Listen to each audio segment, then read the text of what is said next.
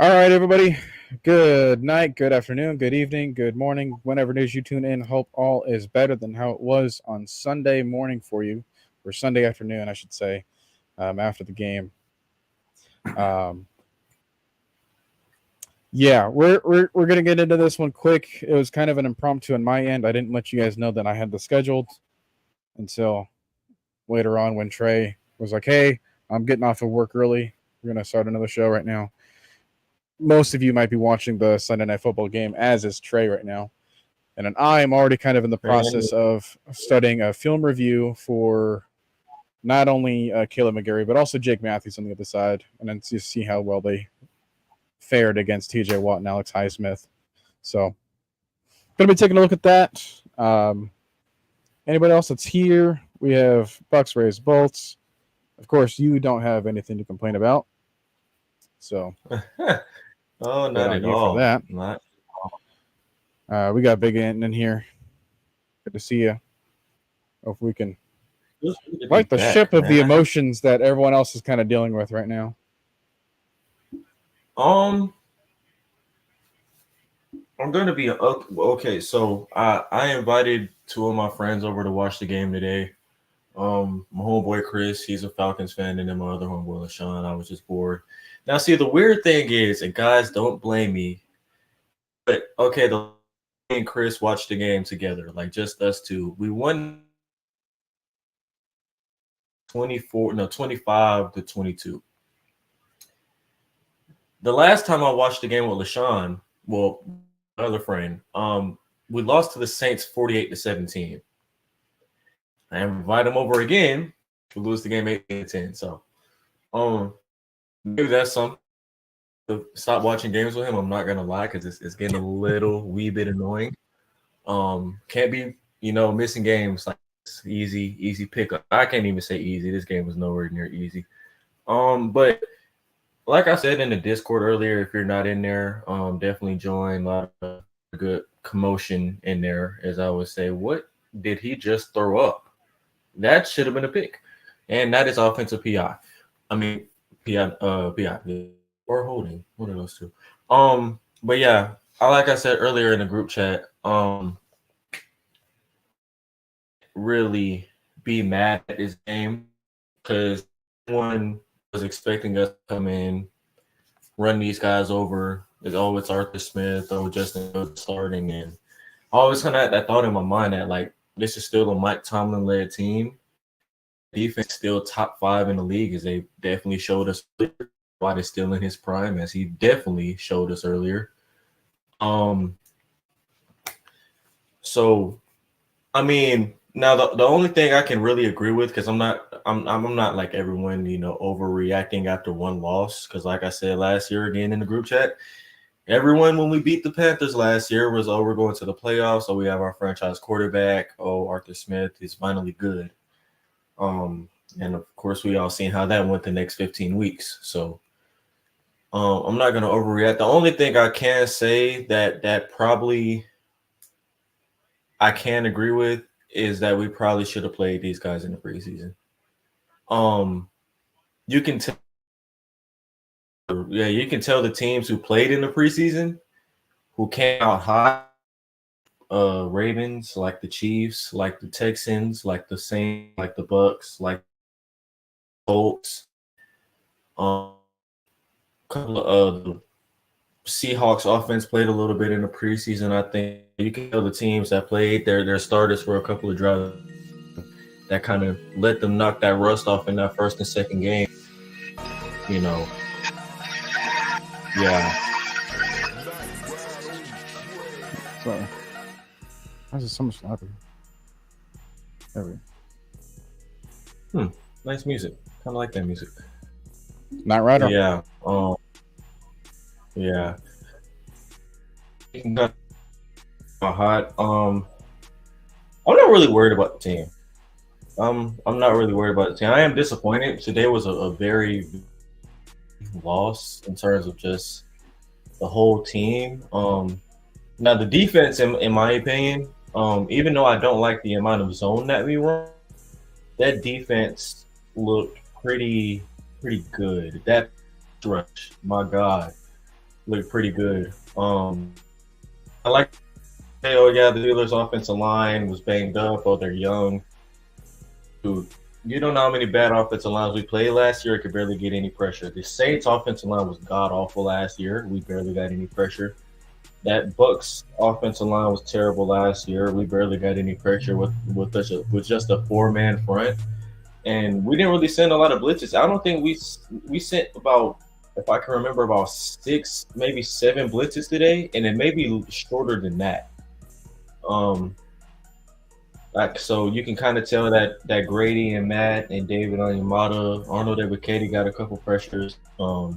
Saquon Graham and Eddie Goldman went kind of crazy today. I'm not gonna lie, game. Just coming in and being a rotational guy for somebody that hasn't played in 3 years now. He had a pretty decent game.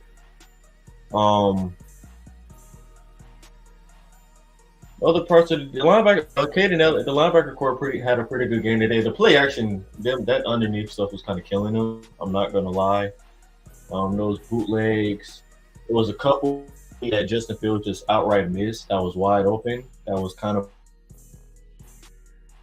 more on cadence. For the most part, they did pretty good.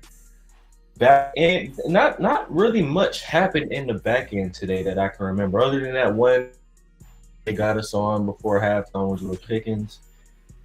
Hey, I mean, it was just a cover leader.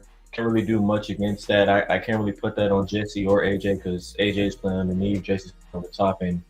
I mean, who do you expect for somebody to go out to the other to throw a poster from hash to the more than 45-yard throw? They said, but that's more 60 yards for Justin Fields because he's throwing it from the other hash.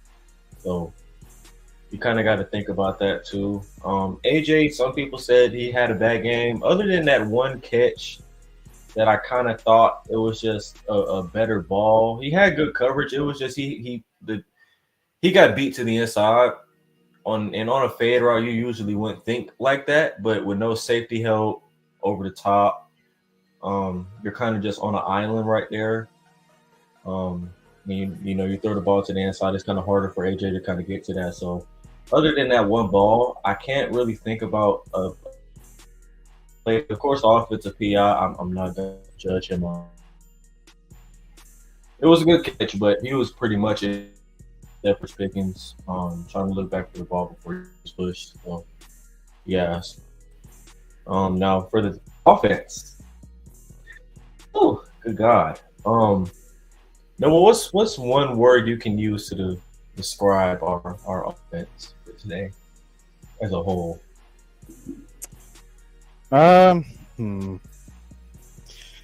So, as you guys know, I'm trying to plan this film review on the tackles for both Caleb McGarry and Jake Matthews. And I'm at the last drive of the first half, the one where Kirk Cousins went 7 for 7, took us down the end zone. It's like, yeah, there was a couple of problems with this drive that I'm going to get into in the review if it is more interesting than some of the other plays. Like, the first half was really weird so far because the first drive was everyone was on cue. Everyone had their assignments. I took care of them. Play calls were kind of getting pretty similar to each other, and that third and goal screen to Bijan. Like, if Drake London blocks a little bit better on Peyton Wilson, which I don't really blame because it's a linebacker that they just drafted that a wide receiver has to block. Like, it's not really a winning thing for him. But, like, if he holds up, then Bijan absolutely shakes the tackle for the safety and is in the end zone for another touchdown. And then that right there could have been the deciding factor in this game. So it's like, some of the things that we had very early on, looking back, could have been an entire turning point on its own now that we're at the end of it. And yeah, some things definitely kind of went in our favor a little bit more. I did notice that when the center snaps, I see the right guard, because we had a little bit of Kyle Hinton in place of Chris Lindstrom, because there was a little bit of a scare that Chris Lindstrom had a concussion in that game. So the kind of Booth from up top kind of took him out, which is, that's good that that's there. But Kyle Hinton, he was okay in pass protection. He was looking a little bit worse than Lindstrom in defending the run. But overall, I think the Steelers, because there was a couple plays where T.J. Watt wasn't in those plays, and so they kind of benefited from that. I am noticing that, at least in the first half, Caleb McGarry isn't awful here, which is going to be a surprise for a lot of people. He was known for a few things. He was known for not having enough speed or the hand technique to kind of get with these other speedy rushers. But we had a 2nd and goal. It was a run to the right for Bijan. And that was the play where Drake London was motioning off to the right side. And in the beginning, we kind of tipped off to the defense that the direction in which we're motioning is the direction that we're going to run. So whenever Charlie Warner was in motion, we were going to run that direction. So then the next drive, we tried to switch it up a little bit and then try to have I'm going to have Tyler Algier motion off to this side, or I'm going to have Drake London motion this way. I'm going to have Mooney motion this way. I'm going to have McLeod motion this way. And I kind of go back and forth.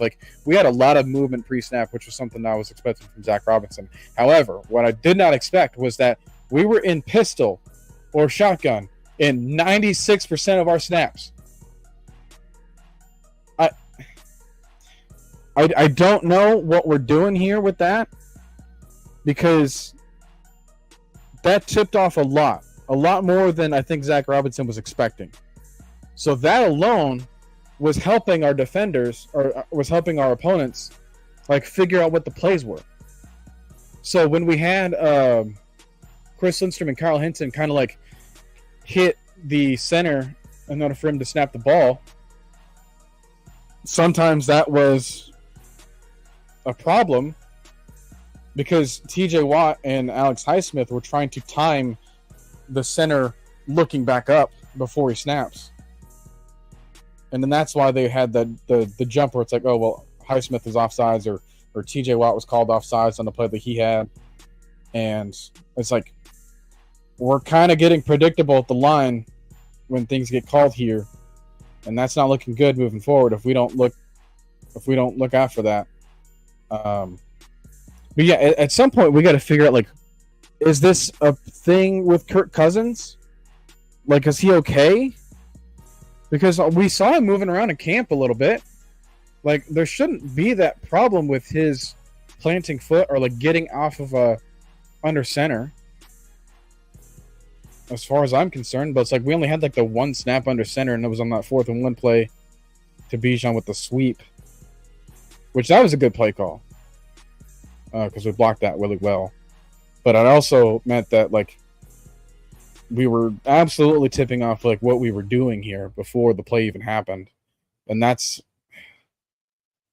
not good moving forward. We can't be predictable pre-snap, and I think that was the ultimate downfall. It wasn't that we couldn't block; it was that when we were calling plays, the defense knew what we were doing.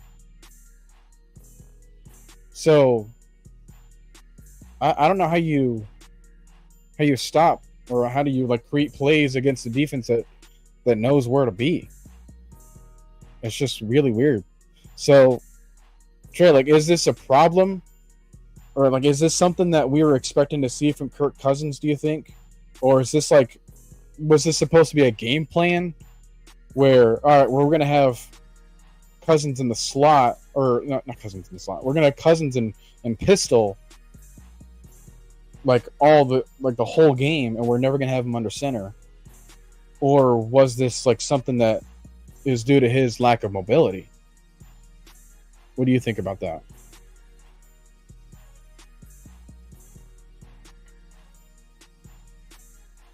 To be completely honest, I feel because I was talking about this with my dad. I've kind of noticed this all throughout training camp that even though we've seen Kurt kind of run around it like with that Achilles, I don't know if you noticed, but that entire training camp, even in warm-ups, he doesn't when he throws his back foot or his Achilles is off the ground. And if play quarterback like me before, you know that when you throw that back leg, the whole foot isn't on the ground, but you're kind of like your toe is kind of like pointed that way, like your back heel may be off the ground, but you know at least 50% of your foot is on the ground. His whole foot is off, so it was kind of weird seeing that, and then seeing him kind of hobble around today trying to hit Bijan on those stretch plays. Him getting out the pocket was a pretty good play. I kind of like the mobility on that. So it's we know that he's healthy enough to move. That's the one thing that's why I'm kind of confused about, and what we were talking about earlier is like, why isn't Zach putting him under center? Because like I said, and the reason we kind of brought Kirk Cousins over here, we literally have a play action team. Kyle Pitts thrives off of play. Thrives off of play action. Drake London thrives off of play. Darnell Mooney thrives off of play action. Shoot, Ray McLeod was doing his thing today with those 3 catches he had. Thrives off of play action because he's such a deep threat. He can get across the middle fast. He can take the top off the defense and allow for a Drake or a KP or a Bijan Robinson to get some underneath space. So it's kind of, you know, it's built for play action. But if the one thing I'm kind of worried about is if he's not healthy enough to do that, or if he's at 90% instead of 100, like y'all told us the last month or two, then why isn't he doing it? Because next week, I'm not gonna lie, we're gonna need that play action. The way that even though Fletcher Cox and Brandon Graham isn't the same, Fletcher Cox retired if I'm yeah, but they still have like Jordan Davis, some athletic defensive line. Jalen Carter. Jalen Carter. Jordan Love got injured. Yeah, so it's that D line can still get after you, is what I'm trying to say. So for us to, dang, that's a good kick. But and win that game next week, we're gonna need a play action. We're gonna need this running game to keep doing what it was doing today. I didn't only got, and I think Big Ant put that in the chat earlier that he only had 4 carries. I like that. I like that we're feeding Bijan Robinson. Bijan did his thing at 100 scrimmage yards today. I think about 80 of that or 75 of that was in the run game. So he did what he was supposed to do today. But we gotta get KP more involved. We definitely got to get Drake more involved. Darnell Mooney probably could have had about 5 catches today if it wasn't for a couple bad passes or just that pass rush getting to him. Well, that 1 3rd and 10, he just like dropped on himself. Kirk Cousins had to throw it a little bit high just to get above the safety, but like it hit his hands. And normally Darnell catches way tougher passes. We've seen it or from Fields, no less. Yeah, we've seen the one-handed grabs, him jumping up in the air, you know, making the catches. I mean, we know he can do it. So, he was mad at himself about it. So he knows he's got to deal with that. But I don't know that. But like I said, this play action is gonna have to get in hand because keeping Kirk Cousins in the pistol is the one way to kind of limit him. And that is a touchdown by Cooper Kupp, and the Rams have the lead. So, yeah, but the one thing that I did like was the quick passing game. I like that Zach Robinson wasn't always trying to take the top off of the defense.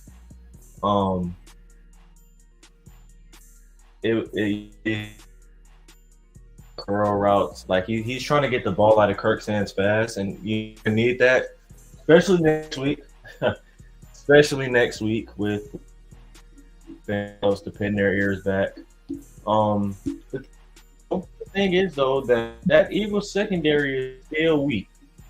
That Eagles secondary is still weak, and they're still getting ran over from what I'm seeing. Josh Jacobs didn't have a field day, but he was able to get some gaps, and I kind of like Bijan Robinson more than Josh Jacobs. Well, I mean, I like any of our receivers more than Jaden Reed, and Jaden Reed just like torched him.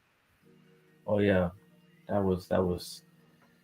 Imagine Darnell, and I kind of that was what Jaden Reed did last week was kind of what we were expecting to do with Rondale Moore, but of course we kind of don't have that anymore. But Ray McCloud still look like he can come in and be a significant piece of the defense. I mean, of the offense in the slot. But yeah, it's gonna take a little bit more than definitely a lot more than what happened today.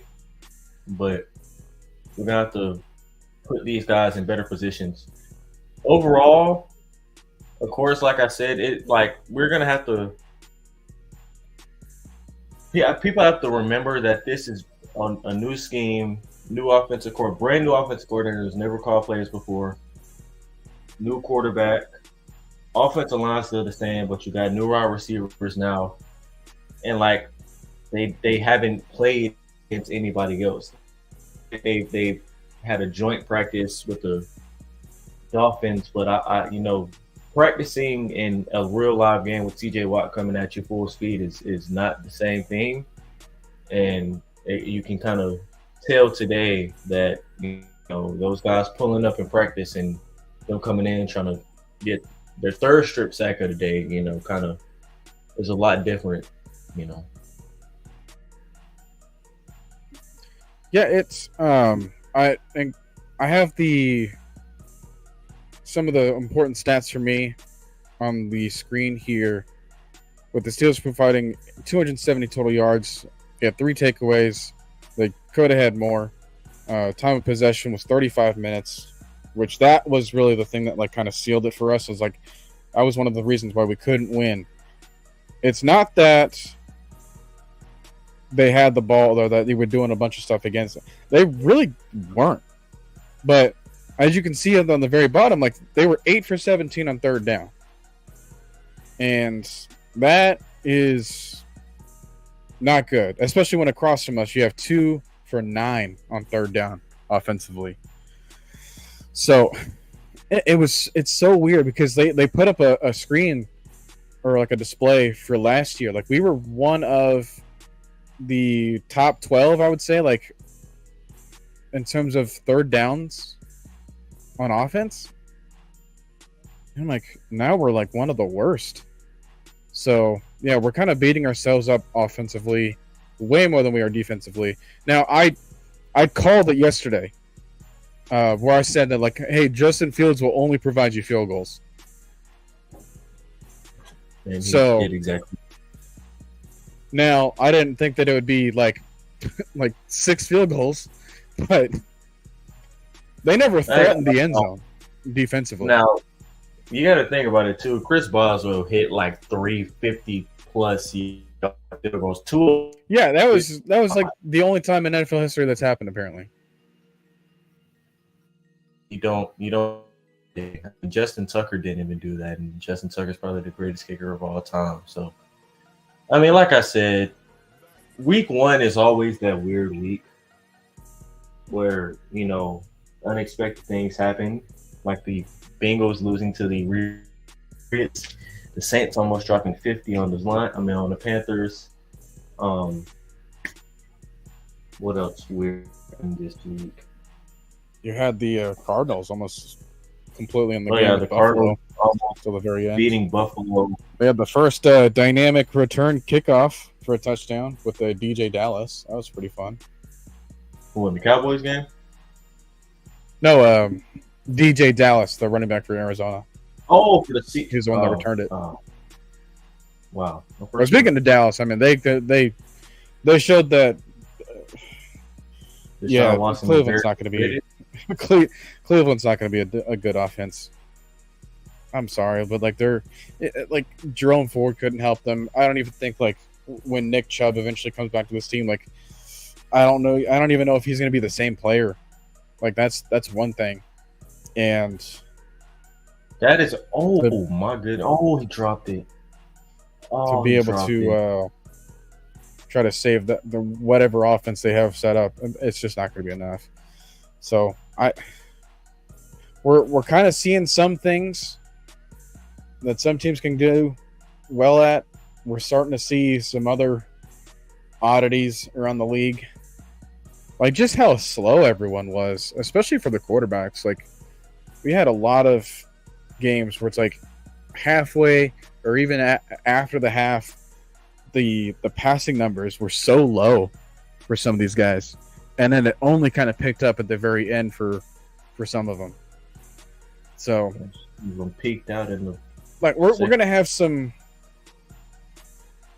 kinks to sort out in the beginning of the season, and this for us is one that at least no one got hurt. Yeah. And that's kind of reminded me about like what happened to their punter. Oh yeah. If we thought that Chris Boswell had a big leg, well, he can also punt for them too in situations, and Scotty Miller can also be a holder in case. I was so hoping that he was going to be like a Tony Romo botch like hold or something, you know.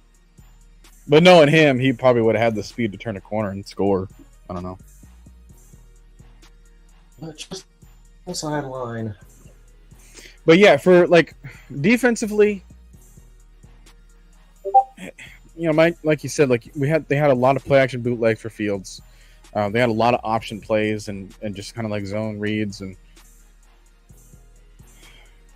they were very annoying to deal with because they just took out so much of the clock, and they never challenged anybody else outside of Pickens to do anything else. Like we had like 4 catches for Pat Freiermuth, and that was about it. Like everyone else, no one else had more than 3 targets on the entire Steelers offense. It was just George Pickens and Pat Freiermuth. Everyone else maybe have got like 1. Pat Freiermuth, all these catches were basically about 5 yards away from the line of scrimmage. None of them were really deep. And really, you could say the same thing for George Pickens too. Most of his targets were, but he had 2 catches for more than 10 yards. Everything else, the other 2 catches were underneath. So, I mean, yeah, like here's the thing, because that George Pickens ended the game with 85 receiving yards, but we already know that he had that big play before the end of the half, and then we had that one catch where you said that like he just kind of beat Terrell on the inside fade. That was 40 yards. Other than that, like his grand total was 85. Like that wasn't even 100 yards. So I think Eric Mack was saying that he's disappointed in AJ. I don't know how you can be with his performance, considering that like George Pickens can straight up take over a game against anyone else. Like he did so against Cleveland, I believe, last year, and like he was one of the reasons as to why the Steelers had enough points to go 10-7 last year. So it's like he was dominant, and he has the potential to be. Well, like they said, like Arthur Smith was kind of looking at like AJ Brown again for his offense. So it's like that's the kind of role that he could play, and we all know how powerful AJ Brown can be because we're about to face him next week. And yeah, like he's a very strong-handed, physical runner, and can make all these crazy catches on the sideline. So the fact that we only got to see like 1, maybe 2 that you can kind of consider, even though the other one was in zone before the end of the half, and he almost kind of ruined it too by extending the play. Like thankfully he was out of bounds at the 23.5-yard line or whatever, so they could kick a field goal. But like he almost ruined the chance. But I also see what he saw as like, oh, if I can just kind of juke Jesse Bates, and like he didn't expect that AJ Terrell was going to be like directly behind him. But yeah, like that was almost a touchdown that we could have given up. But outside of that, like I don't even think anyone ran into the end zone, like for a route even. Like everything else was so short. So like I said that my player that I was going to pay attention to was Mike Hughes and Van Jefferson. There was nothing for them to do. So Mike Hughes kind of stood out to me as a corner in run support, and I saw him on a few blitz attempts as well. So that's something to look forward to. That's something we have for Arsenal. If we wanted another blitzing corner and we don't have to send Terrell out to do it, then Mike Hughes is going to be the guy for that. Like you said with Trey Anderson, he's going to get back into form a little bit. He kind of had to protect a little bit of the middle of the fields from Justin Fields. Najee didn't really do a ton against us. He almost had a run that broke past 15 yards, but that got snuffed out pretty quickly. What did you have to say about Justin Simmons coming back from his first game? Because he was Simmons and Judon. What do you have to say about them as new additions? Simmons, compared to Judon, had a pretty quiet game. Simmons had that one pass breakup, had a couple tackles, but for the most part, he did what he was supposed to do. He kept everything. He kept everything underneath. Came up in the box when he needed to. Played man when he needed to. It was he did what he needed to do. Matt though, 2 sacks. No, a half a sack on the day. Really could have made that his own.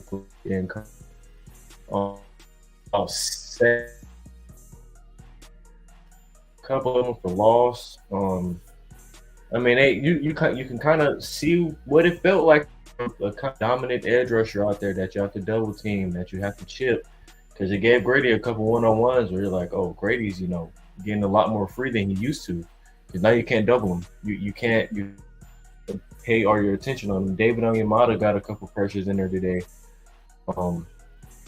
Lorenzo didn't really do anything. AK was kind of in there. AK still has a serious problem with setting the edge. It's I don't know what it is, but he just has a serious problem with setting the edge, and it's gonna have to get fixed real soon, real soon, if he wants to get any serious playing time.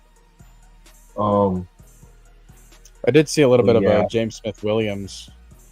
Oh yeah, James Smith-Williams he was with Eddie Goldman and AK and them. So it's like I said, it's gonna take a little time. Do you know if you saw? Because I saw a little bit of Zach Harrison. Do you know if you saw any Contavious Street today? Yeah, Contavious Street was in there. Him and Eddie Goldman were mixing in with that second group.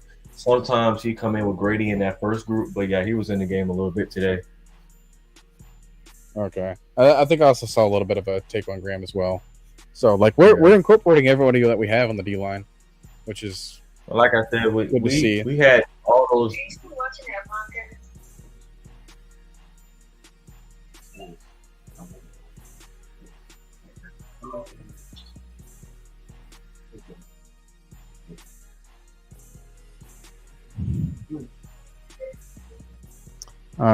Special teams was a non-factor today. We had a decent return from Avery Williams a little bit on the return, but that punt team kind of irritated me. It was 3 punts that got taken back for more than 10 yards today. That kind of irritated me. Yeah, Malone was fine as far as defending the other side. But yeah, Calvin Austin, one of your guys from the draft of a while back, was a bit too shifty for us sometimes. Man, gotta love when I'm right on draft prospect. Gotta love when I'm right on the draft prospect. Then again, he's in Arthur Smith offense, so you might never see him for anything else other than that. Yeah. Especially because I don't know how long they're going to be using Justin Fields as a starting quarterback. He did okay today. He missed a couple open throws, so where you're like, Justin, are you serious? And then he had that rushing ability to where Russell Wilson doesn't have that. So, he's going to have some packages, of course, throughout the season. Might see him fake a QB and toss one up. You just never know. But like I said, we don't have to see that. The next 15 teams, he has to pass to see that. So Okay. Well, next week we have Jalen Hurts, though. Oh, yeah, that's great. Jalen's a lot So- slower than what he used to be, though. But then again, he's slower, but he's equally tough to bring down, yeah. and that's all that matters. Like I don't think speed was the problem with some of our guys because, we almost couldn't touch Will Levis last year either. We definitely couldn't touch the freaking slippery Josh Dobbs. Murray. And then the very next week after that, we get Kyler Murray, who was who had his own Russell Wilson like plays. So yeah, sometimes like speed didn't matter, but because Jalen Hurts had a run the other night where he ran into contact with like a corner, and then someone else came up to bring him down, but he still like drove 7 yards to get the first down. Like he is a strong guy. Like even without the tush push, like he's got a strong base to him. I mean, the guy. And speaking of which, the Steelers, they tried their own quarterback sneak with Justin Fields, and then Nate Landman provided a Troy Polamalu jump over the side. You also got to remember though, Jalen Hurts squats 650 pounds like 3 times, and it's kind of like, dude, like the dude's lower body is incredible. I mean, the reps he gets, the amount of weight he lifts is kind of insane. So wrapping up is going to be key. We can not let him loose today because I don't want to see him against any of our cornerbacks at all. Maybe AJ, maybe Justin, but like I said, it's been bigger DBs. They can't meet them by themselves. Oh yeah, no, God, like maybe Jesse Bates. But like, no, you got to be able to have 2 people in a position to tackle him. If like that was the one thing that I saw too from the Eagles plan is that they wanted to try to get Hurts out of the pocket. The Packers sometimes weren't letting him. They were having guys like Rashawn Gary provide the containment, which is what guys like Ebiketie is going to need to do too. So it's like he really has to learn how to set the edge if that's going to be a problem for him, or we're just going to have to rely on everyone else like Zach Harrison or James Smith-Williams.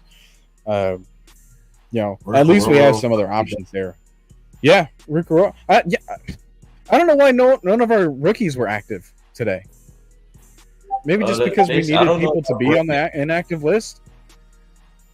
I don't know about Brandon and Casey, but I do know that Rukororo came up with a late shoulder injury. Like I'm talking like an hour, maybe 2 hours before the game, and that was somebody reported or something. Come on, man. No clue, but yeah, it was like a late reported shoulder injury that he had, and they kind of could pass. That was man. That's not a late hit. Okay. Well, because I think it is necessary for there to be like 7 names on the inactive list for whatever reason. So maybe that was the reason. It's like, oh well, I'm just going to declare Rook out. Yeah. I mean, that's kind of the thing that we have such a loaded D line that we have like 9 guys get in the rotation, and we still have 2 more that can get in that rotation, but you can't have 11 D linemen on the team and then only have like 4 receivers, Or especially like you shouldn't be having 10 plus defensive linemen and still not know how to get to the quarterback. Yeah. No. The thing is, though, they got to the quarterback. The second group kind of struggled with that. We did get a sack from Judon. We did get a sack from Grady to close out a 3-and-out at the start of the second half. David Onyemata almost had a 1. Who else? We almost had one from Mike Hughes as well. Oh yeah, Mike Hughes. So it's like we are definitely thinking about sending pressure. Yeah. Now, see, the thing is though, the Eagles are young in the interior offensive line. That's one thing I do expect us to try to take advantage of again, like we did this week. because they do have a new center, Leonard. They do have 2 young guards. Johnson, that is wild. Supposed to be a touchdown. Is out there. But he is getting older, so it's going to be Matthew Judon.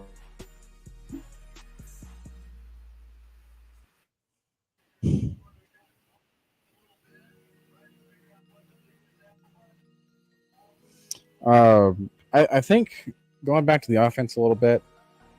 Do you know if there was any like miscommunications with the passing concepts? Because we had a situation where we were backed up on our own 10, and we had an illegal formation because Kirk Cousins tried to try to save the situation about now we have like 4 people on the left hand side. He's like, no, I got to drag you over here, and you got to line up right here. But then he didn't get up to the line of scrimmage far enough, so then like the whole play didn't matter. Like that was just a mess. And to think that you try to no huddle out of that situation, like that was the sad part. We got the first down too. Like kind of had momentum on our side a little bit. Yeah, we had another play where it was like a Kyle Pitts on a drag route. He had a first down, but then it got called for illegal use of hands to the face for Matthews. It's like stuff like that is just drive killers. Yeah. The first pick, I think, was a route miscommunication. I think I don't know. Like I said, I'm probably gonna have to watch more film on this, so you'll have to let me know. But yeah, on that first so I was pick, just kind of looking at it right here. I have it Yeah. set up for me right now. I'm gonna try to get over to that. Hang on. Oh, I can kind of let you know what it looks like. There we go. There it is. Okay.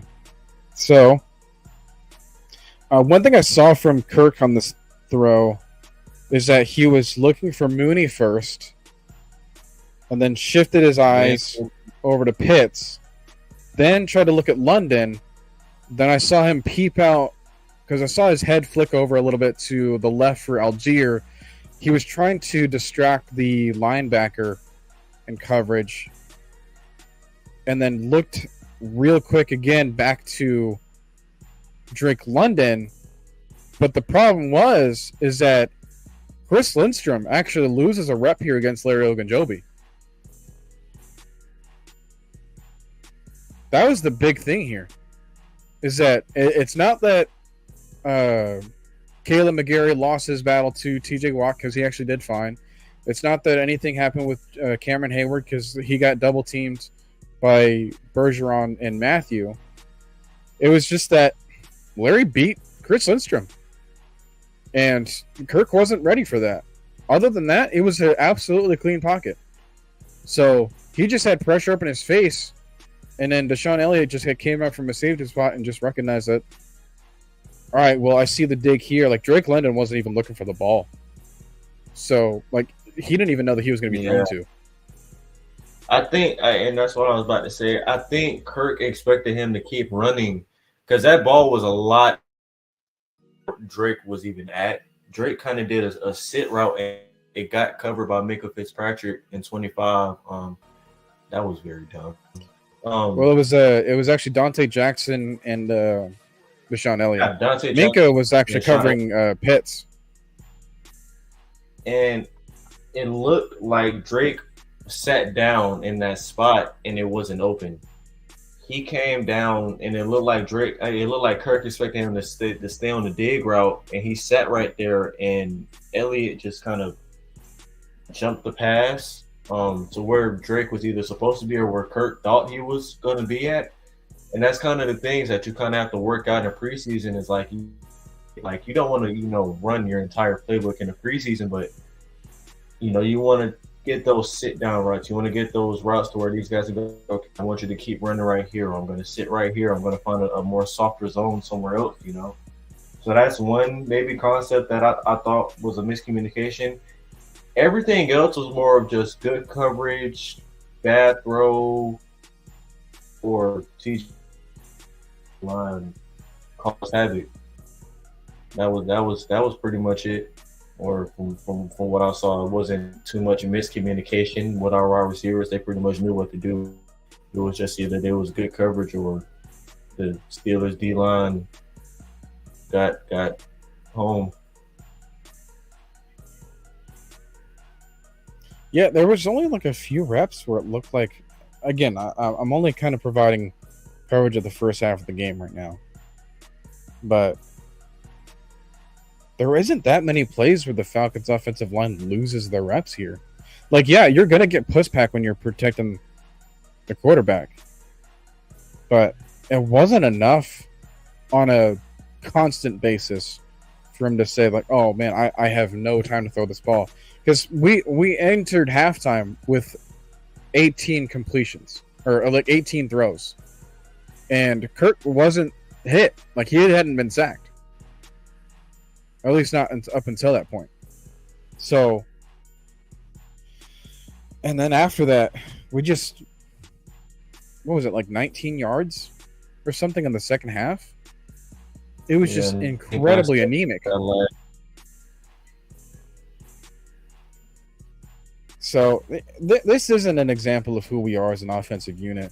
But that being said, like there are a couple of concepts that I need to challenge here if you're an offensive coordinator starting for the first time. Because sometimes we entered, like from a defensive standpoint, like looking at this offense, sometimes there wasn't anything else for the safeties to pay attention to. So when you only had like one route on this side of the field, or when you have like guys passing off other receivers in coverage, then there's nothing else for the other person to do. Then that can be a problem because now like there's no other option for you to throw to. So I think there needs to be some more nuance here. I did like some of the formations out of the pistol that they had, but it just wasn't the same when you constantly motion guys and you don't have any reason for them to be motioned into. Like Charlie Warner, I think he should have been on the field a little bit more often, but not in the same way as like, oh, I have to motion and then try to provide like being the fullback for an inside zone in pistol. Like, I don't think he should stay doing that because sometimes he got caught in between and then there was nowhere for Bijan to run. So lane's going to open it. And then kind of running that same. Now, the one thing I didn't like that Zach did today was running the same kind of running back play. Well, my inside zone to the left.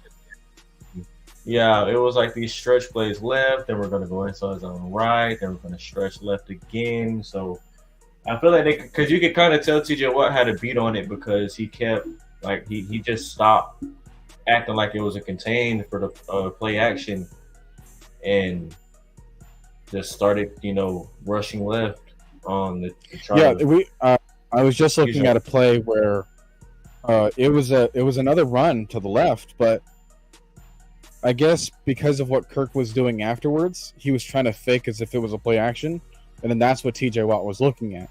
But they never capitalized off of that. So like you had TJ Watt like over pursue a run, which left the cutback lane completely open.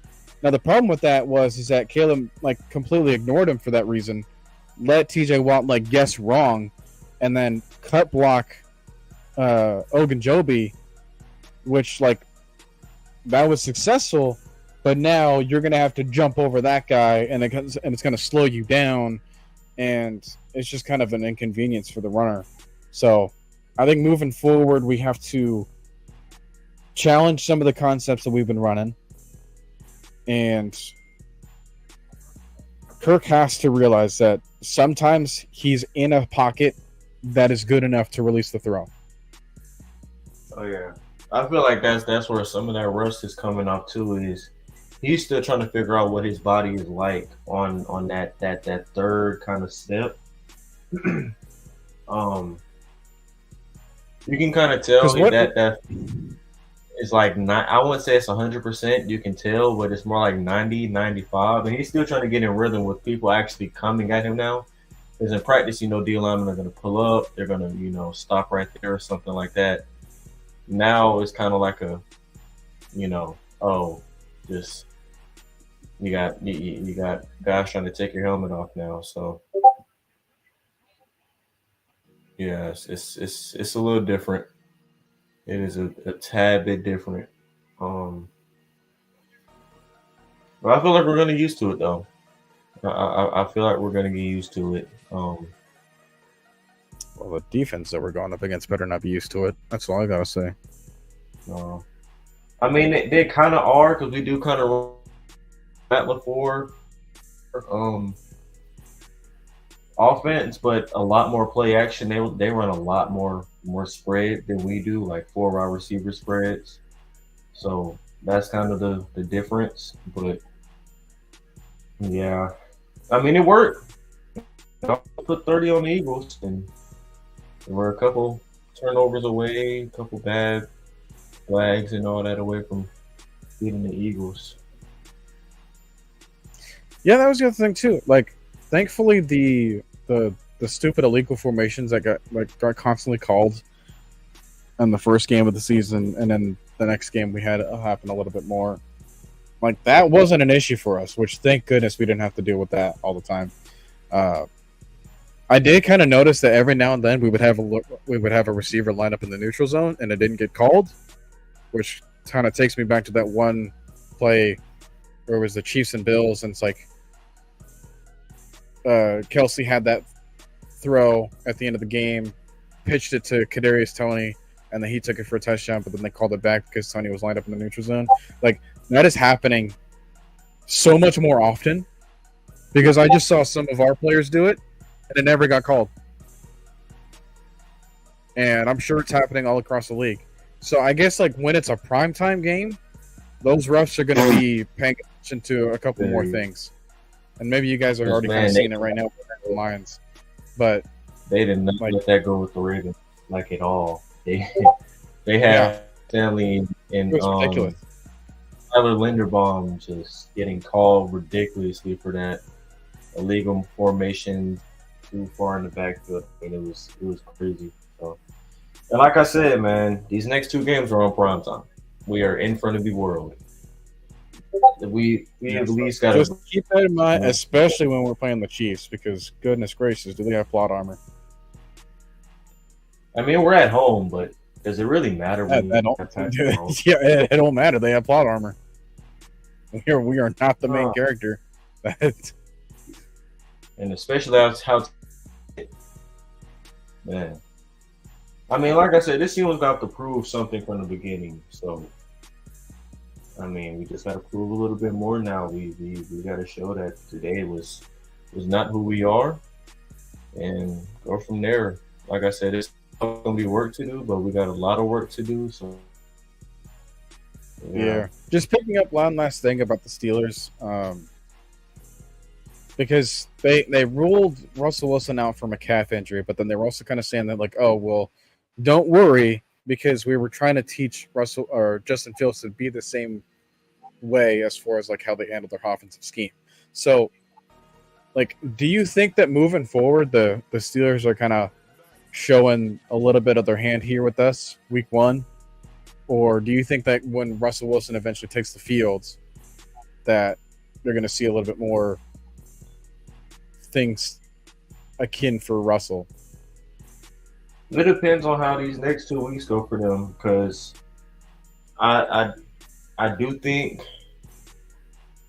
that Justin is going to get his playtime in, of course, but it really depends on how both of these guys perform, and if it ends up being like a Taylor Heineke, Desmond Ridder situation all over again, where you're saying both guys are trash, they're probably just going to end up playing the younger guy to see what they can get and go from there. To be honest, I mean, and then again, their deep. We've seen it last year. Their defense is not always going to be able to bail them out. 6 field goals is not going to be able to bail you out all the time. So, It's gonna come at a time where they're gonna have to put up some points more than field goals, and if Justin or Russell can do that, then they'll be screwed. Yeah. So, all right. Well, if you got any other last things to say, I think we're going to close the show. Just get back to work. 24 hours in the morning. Go watch this film. See what we did wrong. See what we did right. See what we can build on and get back to work. That's all you really can do. 24 hours, win or lose. Yeah. Last thing I'll say is that I don't like the fact how TJ Watt was at an away game and was able to hype up the crowd. Oh yeah, that's disgusting. That is now. I will say that whole game until like Kirk threw that second pick, that stadium was pretty filled. It was pretty 50-50. It wasn't as bad as that last Steelers game where it was like literally dirty towels everywhere. But that was bad, and the fact that it got louder too was kind of sad too. So, and I did hear a couple of people tickets to some Steelers fans because they didn't feel like going. That was never thought I'd hear that before, but still happening now. And just wait till games. I guarantee you, if we win the next two games, that Saints game is going to be packed out, and there won't be any Saints fans in there at all. I mean, it should be that way regardless. Pretty much. Like the outcomes of the previous game, that shouldn't be a factor as far as like who shows up there. Because I mean, one's like it don't matter the record for that one. Like hate is hate. It don't matter who's good or who's bad. And the fact that they think they're going to the playoffs this year because they put up 50 on the Panthers, I'm not gonna lie, it's kind of irritating. But yeah, the fact that you think that you're gonna do all this good when you just faced an FCS team, like all right, they'd be like me saying, "Oh yeah, Bama beat C by 40. I mean by 20. So we're going to the NCAA championship. We were in a dogfight with UFC to the fourth quarter. I'm concerned about Bama right now. Like I said, I'm not gonna get too high. I'm not gonna get too low. But when the wins do come, boy.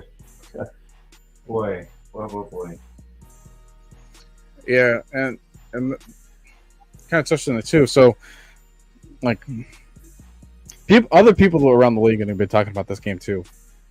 And obviously, they're going to have their things to say. They're not going to be as focused on the game as the Falcons coverage as we are. And I want you guys to keep that in mind for those of you that are viewing. Because we had too much confidence for one game to ruin it all for the rest of the season. So I need you guys to fortify yourselves. Maintain your integrity. Stay strong emotionally. Like, we have smart people on both sides of the ball. They can take care of themselves. We've been hearing about how Raheem Morris deals with things, right? So it's like, after all, like you said, his mentor was Mike Tomlin, as with other people. So it's like he's not a dumb person. He's testing some things out again. And this test didn't work offensively. It worked defensively. We just got to get more turnovers. But yeah, this is the entire Steelers MO. Like, they want to win the turnover battle and capitalize off of that. And just like run out the clock after that, because they really can't do anything else. As absolutely shown. Try as they might, they are still kind of the same team. So, all right, then. That's going to do it for us. Thanks for tuning in for the quick little recap for us afterwards. Again, tune in on Wednesday. I will be having another discussion with Bryce Lewis, with the Fox reporters. You guys have seen him on Twitter or on X. And I might have a film study review set up with me and Ripcliffe on maybe Friday, I'm thinking. I'm also going to try to have some more YouTube shorts uploaded based off of the clips that we've been talking about here and the previous stream. So if you guys are interested in that, then do let me know, because that's going to be on my channel only. So if you're watching this on the AFN channel, please go over to my channel. It's just my name, Noah Tendell, and just go ahead and subscribe for that, because that's the only place you're going to see it. If you are on Twitch catching this thing live afterwards, I do have one Twitch viewer. So again, shout out to you. Maybe you can share this with other people. I don't know how Twitch works yet, but don't worry. I am thinking about you. So, all right, that's going to do it. And we will take care. Enjoy your night. Hopefully enjoy the rest of your week as we get on for Monday night against the Eagles. So, on time. All right, guys. All right. Take care. Have a good one.